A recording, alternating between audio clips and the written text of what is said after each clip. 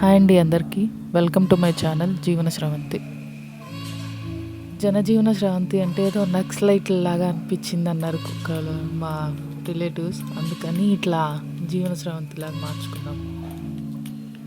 Sunday morning అండి ఇది. పొద్దున్నే ప్రతిరోజు ఇట్లనే కాఫీతోనే మొదలైద్ది మాకు. Everyday filter coffee. ఇంతకుముందు అత్తయ్య గుంటూరులో కాఫీ డేలో కాఫీ పొడి పట్టించేవాళ్ళు, స్పెషల్గా ఉండేది. అది ఆ టేస్ట్ అలవాటు అయిపోయి తర్వాత ఎన్ని రకాల కాఫీలు ట్రై చేసినా మాకు ఇంకా నచ్చలేదు. ఇన్స్టెంట్ కాఫీలో రకరకాలు ట్రై చేసాము, ఏమంత సెట్ అవ్వలే. మళ్ళీ పాతదానికి వచ్చేసాం, డికాషన్ పెట్టుకోవడం కాఫీ. ఇంకట్లా మార్నింగ్ గుడ్ మార్నింగ్ అందరికీ కాఫీ చూపించి గుడ్ మార్నింగ్ అంటున్నా ఇక్కడ వీడియోలో. కాఫీతోటి కొంచెం సేపు టైం స్పెండ్ చేస్తాము. ఇంకా తర్వాత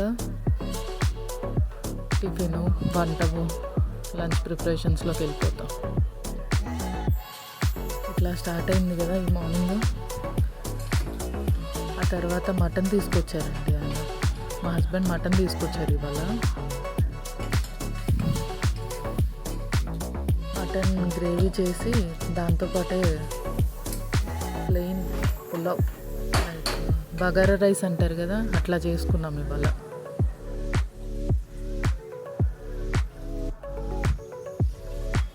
మటన్లోకి పసుపు, ఉప్పు, కారం, అల్లం వెల్లుల్లి పేస్ట్ అన్నీ వేసేసి ఉల్లిపాయలు, పచ్చి ఉల్లిపాయ ముక్కలు కూడా అందులోనే కలిపేస్తాను నేను ఎక్కువ. అట్లా కలిపేసి 2 గ్లాసుల వరకు నీళ్లు పోసి కుక్కర్ పెట్టేసానండి. మటన్ తొందరగా ఉడకాలి అంటే ఒక చిటికెడు కొద్దిగా అంతా బేకింగ్ సోడా కాదు, సోడా ఉప్పు ఉంటుంది కదా వంటల్లో వాడుకునే సోడా ఉప్పు, అది వేస్తాను నేను. ఎక్కువ అంటే ఎక్కువ కాదు, కొద్దిగా. ఎవ్రీ టైం మటన్ ఉండేటప్పుడల్లా ఒక చిటికెడు సోడా ఉప్పు వేస్తా. మటన్ చాలా తొందరగా కుక్ అయిద్ది, ప్లస్ సాఫ్ట్గా ఉంటుంది మెయిన్. దానికోసమని అట్లా సోడా ఉప్పు వేసి వండుకుంటా. ఇప్పుడు వేస్తున్నాను అదేనండి, కొంచెమే వేస్తా, ఎక్కువ కాదు. సోడా ఉప్పు మరి హెల్త్కి మంచిది కాదు అనేది నాకైతే తెలియదు దీని గురించి. ఇట్లా కొద్దిగా సోడా ఉప్పు వేస్తే బాగా ఉడుకుతుందని నా ఫీలింగ్. దానికోసం ఇంక ఇక్కడ కుక్కర్ మూత పెట్టేసి దాని తర్వాత మళ్ళీ బగారా రైస్ కోసం అన్నీ చేసుకుంటున్నాను. ఉల్లిపాయలు అన్నీ కట్ చేసి పెట్టుకొని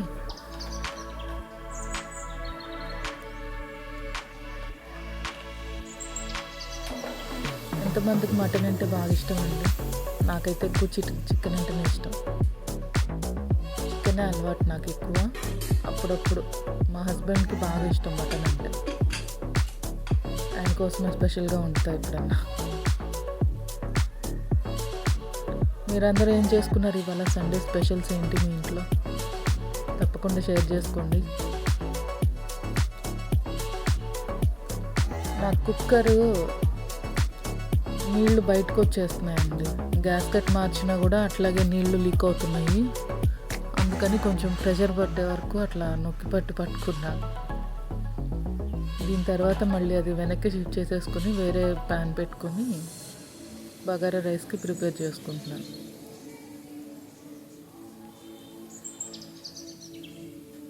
పొద్దున్నే ఇట్లానే ఉంటుంది కదా అందరి ఇళ్ళల్లో. ఇవాళ కూడా ఆఫీస్కి వెళ్ళాల్సిందే సండే.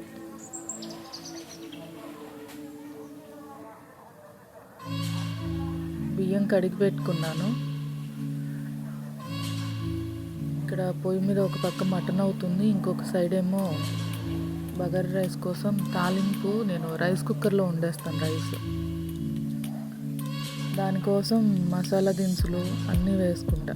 ఫస్ట్ నెయ్యి, కొంచెం నూనె వేసి మసాలా దినుసులు, బిర్యానీ మసాలా మొత్తం వేసేసి దాంట్లో ఉల్లిపాయ, పచ్చిమిర్చి అవి వేగిన తర్వాత కొద్దిగా అల్లం వెల్లుల్లి పేస్ట్ వేసి అది కూడా వేగిన తర్వాత ఈ కొత్తిమీర, పుదీనా వేసి కలిపేసి డైరెక్ట్ రైస్, నానబెట్టుకున్న రైస్లోకి వేసేసి రైస్ కుక్కర్ ఆన్ చేసుకుంటానండి నేను. ఎప్పుడు ఇంతే చేస్తాను. కొంచెం ఈజీగా అనిపించింది ఈ ప్రాసెస్ ఏంటో, అందుకని ఇట్లా అలవాటు అయిపోయింది. సరిగ్గా కనిపించట్లేదని కెమెరా సెట్ చేసుకుంటున్నాను వచ్చి మళ్ళీ. అలవాటు లేని పని కదండి, కెమెరాలు పెట్టి ఇట్లా వ్లాగ్స్ చేయటం అంతా కొత్తగా ఉంది. సరిగ్గా వస్తుందా లేదా మధ్యలో చెక్ చేసుకోవటం. మొత్తం మసాలాలన్నీ వేసేస్తున్నాను ఇక్కడ. చాలా కష్టం అండి యూట్యూబ్. అందరూ చాలా బాగా చేస్తున్నారు. యూట్యూబ్ చేసే వాళ్ళందరూ ప్రతి ఒక్కళ్ళకి అసలు నిజంగా చాలా గ్రేట్ అనిపించింది. ఒక్కొక్కసారి లవంగాలు టప్ అని పేలుతూ ఉంటాయి, అందుకని నేను దూరంగా వెళ్ళిపోతున్నా.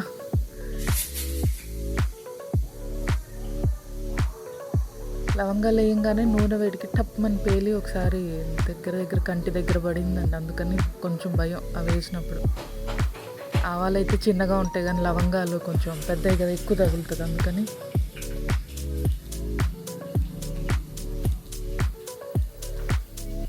వంట చేసేటప్పుడు చాలా జాగ్రత్తగా ఉండాలండి, అందరూ కేర్ఫుల్గా చేసుకోండి.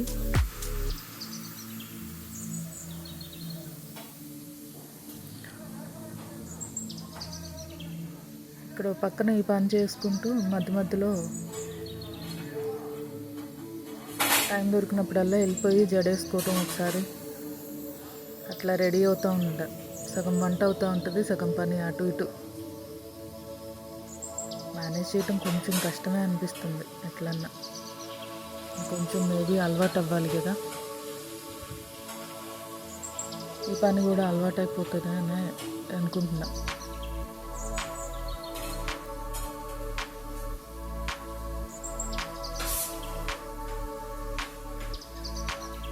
ఇవి వేగిపోయిన తర్వాత రైస్ కుక్కర్ పెట్టేసి అది అయిపోతుంది. ఇవాళ టిఫిన్ ఇంట్లో ఏం చేయలేదండి, కొంచెం ఆదివారం బద్ధకం ఎట్లని ఉంటుందిగా, అందుకని బయట తెప్పించేసుకున్నాను. రెగ్యులర్గా నేను పూరి అడుగుతాను మా హస్బెండ్ని, బయట టిఫిన్ అంటే నాకు పూరి కావాలంట. మా హస్బెండ్ మాత్రం ఎప్పుడు ఇడ్లీయే తెచ్చుకుంటారు ఎప్పుడన్నా బయట తేవాల్సి వస్తే. అట్లాంటిది ఇవాళ ఆపోజిట్లో తెచ్చావు అంటున్నారు. ఎప్పుడు పూరి తినను నేను పూరి తింటున్నా, నువ్వేమో ఇడ్లీ తింటున్నావు ఇవాళ, ఏంటి ఇవాళ రివర్స్లో చేస్తున్నావు అంటున్నారు మా ఆయన. ఎందుకో ఆయిల్ ఫుడ్ పొద్దున్నే అరగట్లేదు అనిపిస్తుంది. మధ్యాహ్నం హెవీగా ఉంటుంది కదా, అందుకని పొద్దున్నే టిఫిన్ కొంచెం లైట్గా తిందామని చెప్పి ఇడ్లీ తెప్పించుకున్నాను నేను. ఇక్కడ పచ్చిమిరపకాయలు కోయటం మర్చిపోయానండి బగారా రైస్లోకి, అందుకని పచ్చిమిరపకాయలు కోసేస్తున్నాను. సింపుల్గా తొందరగా అయిపోయే దారి చూసుకుంటానండి వంటగదిలో మాత్రం. చాలా వరకు అందరూ బిజీగా ఉంటారు కదా ఇవాళ, పిల్లలు ఇంటి దగ్గర ఉండటం, ఇంట్లో ఆదివారం వస్తే ఇంకా ఎక్స్ట్రా పనులు. మన పుట్టినరోజులకి మనమే చేయాలి, ఇంట్లో వాళ్ళ పుట్టినరోజులకి మనమే చేసి పెట్టాలి అన్ని స్పెషల్స్. హౌస్ వైఫ్స్ ఏంటి, ఆఫీస్ వర్కులు చేసుకునే వాళ్ళు ఏంటి, బాబోయ్ చిన్నప్పుడు ఏం తెలియలేదు ఇవన్నీ, ఇప్పుడు చేస్తుంటే అనిపిస్తుంది అమ్మలకి ఇంత కష్టపడ్డారు.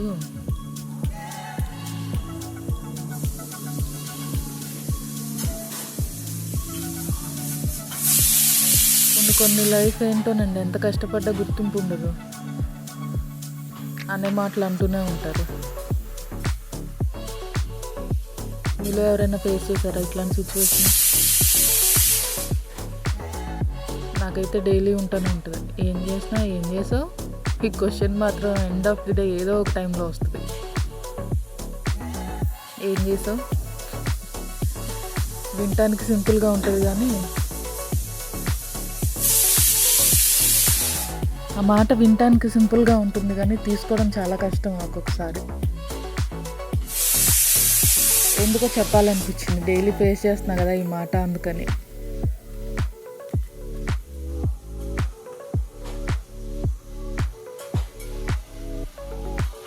ఏదో ఒక టైంలో సరే నాకు దగ్గర పని నేను చేస్తున్నాను కదా అని అస్సలు అనుకోరు. ఏం చేస్తున్నావు ఈ క్వశ్చన్ లేకుండా ఎప్పుడో ఒకసారి మేబీ ఎండ్ అయ్యేదిదే.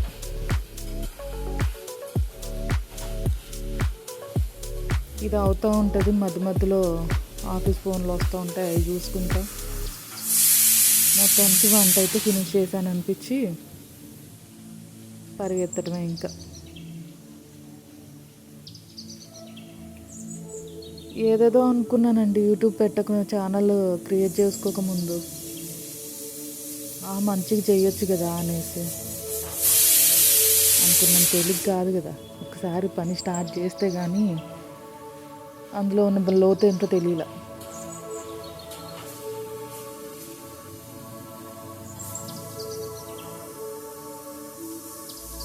బాగుంది ఇది కూడా ఇట్లా చేయటం. ఎప్పుడు టైం కుదురుతుందా, ఎప్పుడు ఎడిట్ చేయాలా, ఎప్పుడు దాన్ని వాయిస్ ఓవర్ ఇస్తామా, ఎప్పుడు అప్లోడ్ చేయాలా, టైమింగ్స్ ఇంకా కుదరలేదు. ఇంకొంచెం మేబీ ఒక 1 వీక్లో సెట్ అయిపోవచ్చు. అటు ఇటు టైం సరిగ్గా కుదరక సరిగ్గా అప్లోడ్ చేయట్లేదు. చేశాను కానీ చాలా వీడియోలు తీసి పెట్టుకున్నా చేద్దామని. ఏందో భయం, ఎవరు ఎట్లా రిసీవ్ చేసుకుంటారా, ఎక్కడ నెగిటివ్ కామెంట్స్ వస్తాయా అని భయం. కొంచెం మంచైనా చెడైనా ఇంకా చేయాలి అని మొదలుపెట్టాను, చేసేస్తున్నాం. నాకు తెలిసి నా హిందీ వీడియోలు ఇదే ఫస్ట్ ఇంత లెంత్ వీడియో అయి ఉంటుంది. ఇంతసేపు మాట్లాడడం కూడా ఫస్ట్ టైం నాకు. ఏమని నా గురించి పొగుడు అమ్మ కాస్త. ఏమనంటే అంటే ఏమని? ఏమీ లేదా నా గురించి పొగడ్డానికి. ఏందో చెప్తా వంట బాగా చేస్తానని చెప్తున్నా. ఇవాళ మటన్ కర్రీ సూపర్గా వచ్చిందని చెప్తున్నా. మిగతా వాయిస్ వరకు నువ్వే చెప్పుకో.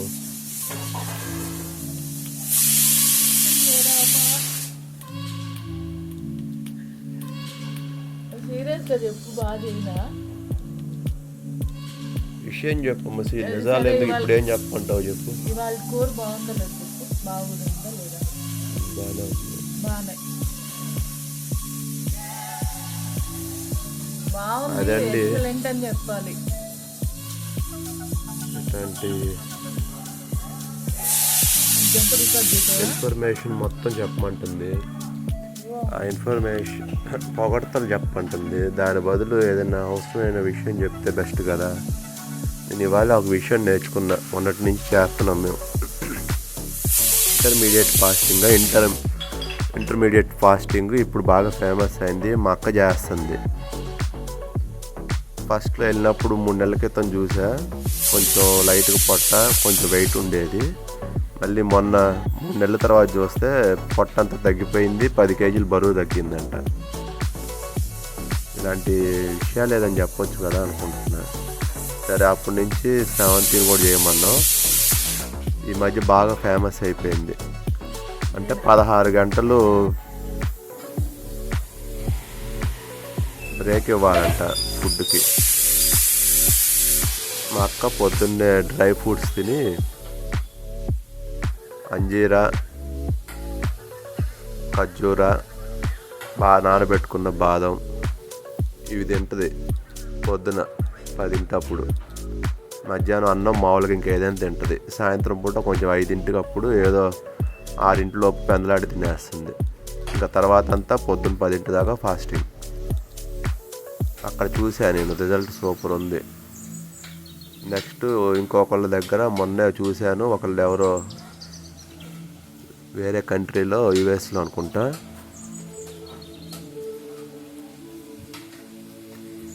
10 సంవత్సరాలు ఏజ్ తగ్గించుకున్నాడంట.